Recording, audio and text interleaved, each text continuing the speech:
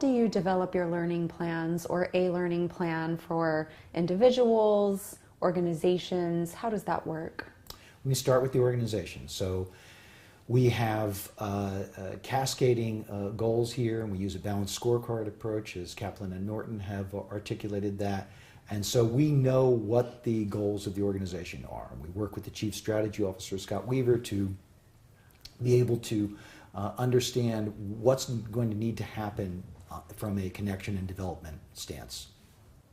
Once we've done that, then we try to separate them into what we call the big rocks. And so we want to be clear that we don't have more than 7, and ideally no more than 5 big rocks. I mean, what a big piece that we're going to do there.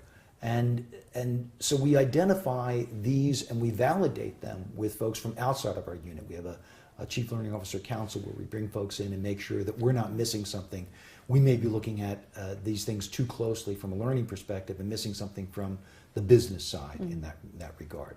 So we might say, well, we want to have a development program that actually brings people into using our learning management system more often and taking more control over their own learning in that regard.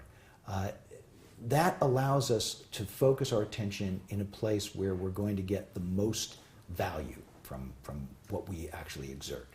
Because otherwise you can end up getting request after request after request, and it doesn't really add up to something significant there. Everybody's satisfied who got those requests met there, but it doesn't add up to it there. So we set them out organizationally in that way. Individually, as I mentioned, we use a learning management system here. We've got this plan around the 6 ETS competencies. We call them the ETS Success 6. And we're asking people to not only say, where am I in the continuum there, but to invite others to comment, not just their manager. We've got set up through SharePoint where they can go in and invite 2 other people besides their manager to comment. So that then leads to a conversation of, okay, so let me triangulate. I thought I was here, you think I'm here, you think I'm here. What do I need to focus on here? It would be a mistake for anyone to say, well, I'm going to work on getting all 6 of these and move them across from learning to proficiency to mastery in 1 year. It's not going to happen. It's not likely there. So we ask people to choose, and then we offer them an array of ways in which they can do that. A lot of learning is informal, and so part of what we're asking people to do is to consider how they can use the activities that exist within their own job right now to gain more learning there.